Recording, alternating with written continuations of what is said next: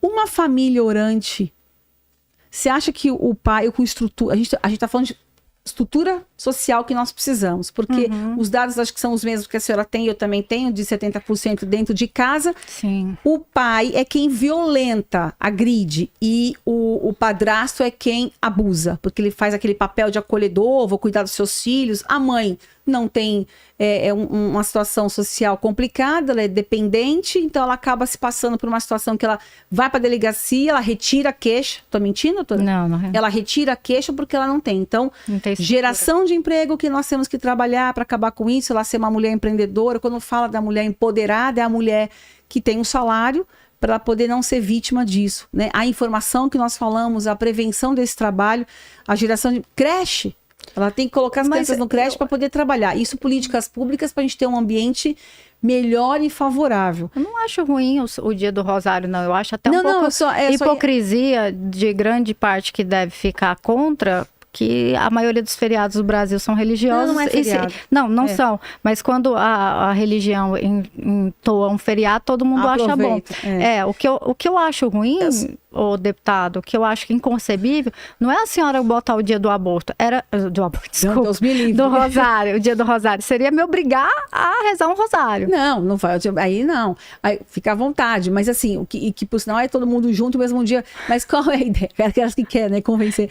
Mas é porque as famílias orantes, onde tem Deus, sim, com certeza tem valores. E um pai onde tem Deus, uma família orante, uma família não orante, o número de agressão, de abuso, vai ser menor numa família que Deputada, é orante. A pesquisa da Mackenzie trouxe 47% das mulheres que sofrem violência doméstica são cristãs. Mas assim, eu ainda trabalho com essa pauta assim, de que eu acredito que onde está a oração, as pessoas vão ter uma atitude menos cruel do que uma pessoa dessa que não tem estrutura. E você também deve ter esses dados que são as mesmas fontes. O estuprador, aquele que sofreu abuso, que vai ser não são todos os perfis, mas a grande maioria.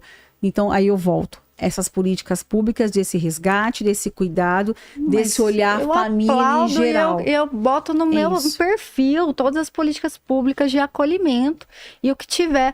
Mas eu preciso perguntar, a senhora acha mesmo que é vantajoso a gente pautar a Bíblia como base de lei? Eu acho. A senhora acha? Eu acho. Então, assim... eu sempre falo o seguinte, onde as minhas mãos não alcançam, as mãos de Deus alcançam. Mas assim, entenda que se eu parto desse pressuposto, que eu vou usar a Bíblia para permitir e eu nem amo a Bíblia, nem cito ela. Então, viu? a gente, a partir desse momento, eu e você, a gente se levanta, né? E fica só o vilela, porque Paulo mandou a mulher ficar em silêncio. Não, mas não, deputada, não é não. Não, mas eu pego a letra, não é a mesma coisa que o juiz, quando vai interpretar deputada, uma lei. Mas é o juiz que vai pegar essa menina, deputada. O juiz. Não, a gente tá falando são as pessoas. A gente tá falando. Eu preciso, deputada. É quando você coloca assim, desculpa, deixa eu só concluir. Tá. Eu preciso que a senhora entenda o risco que estamos vivendo ao colocar a Bíblia como base de leis no país. Nós estamos falando de... E aí aqui é a minha dificuldade, até como cristã, porque como eu falei, eu não quero atingir a fé de ninguém. Nós estamos falando de uma Bíblia que tinha leis onde a mulher viúva que não deu à luz tinha que se casar com o irmão, e se o irmão... foi a morte de Omã na Bíblia, né? Não, mas, deputada, interpretação, é isso que é o problema, interpretação. Eu estou colocando como base, colocando como base legal um texto de um livro que existe há 2000 anos e que é interpretado de um lado e do outro a todo momento. A senhora é católica, a senhora sabe que até São Tomás de Aquino entendia-se como pecado o aborto em razão da infusão de almas. E para Aristóteles, a infusão de almas acontecia 40 dias se fosse menino e 90 dias se fosse mulher. Depois de São Tomás de Aquino, estabeleceu que a infusão de almas fosse a partir do terceiro mês de vida. E aí seria pecado abortar.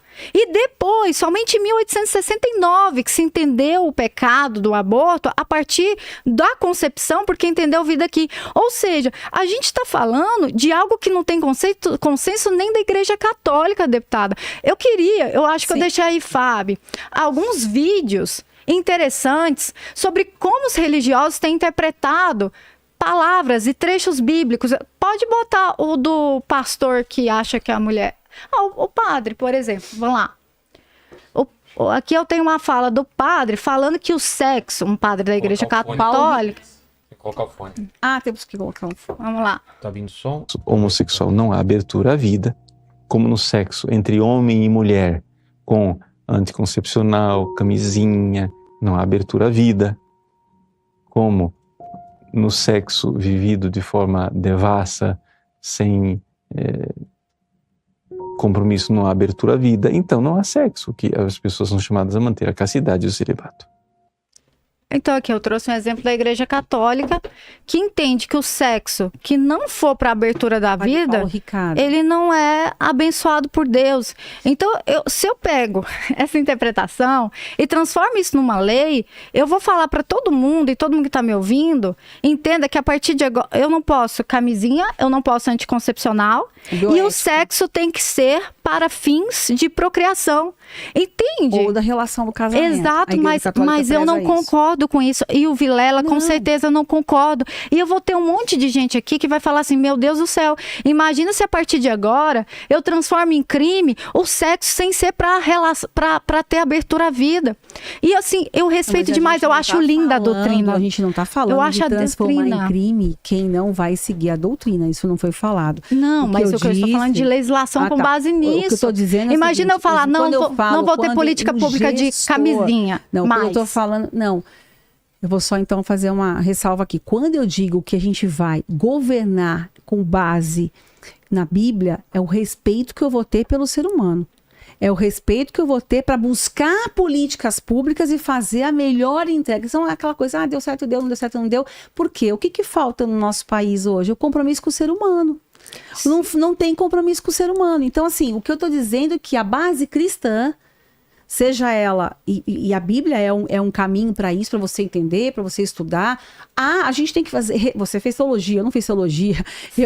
Eu fico no rosário. Não quer dizer nada. Você tem uma visão diferenciada de estudo que a gente está falando aqui da prática e da teologia. E que eu penso que isso tudo é importante, essa associação. Eu só discordo quando você fala assim, divide. Eu não divido, eu somo. Aí a gente vai ter ponderâncias em tudo, a gente tem que ter. O extremismo não cabe para mim em nenhum lugar, em nenhum momento. Pra ninguém. Agora, se eu tenho mas um é governante, o que está acontecendo. Não, se eu tenho um governante pautado em valores cristãos, com certeza a população vai desfrutar de um país muito melhor. De um país que com certeza... Eu não quero ser hipócrita, não estou dizendo nenhum nome, tá? Deputada, por favor, nenhum nome passado.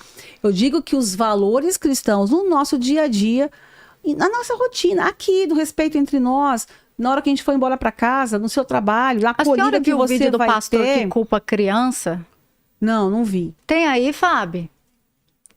E não concordo. Só da sua chamada eu não concordo. Crianças abusadas sem culpa. Graças a Deus. Vamos lá. Com 5 anos de idade sendo abusado por primos. E eu disse que os pais, principalmente a mãe, deve ter muito cuidado, deve ter muita malícia quanto às suas filhas. Eu disse e repito, mãe, deixa eu posar na casa da tia. Isso eu não deixo. Deixa eu posar na casa da fulana. Não deixe sua filha, seu filho, pegar esse costume. Esse costume costuma terminar em acidentes. Filho é junto com o pai, junto com a mãe, a menos que existe uma circunstância imperiosa que não permite tal coisa, não é? Mas e eu disse que existem situações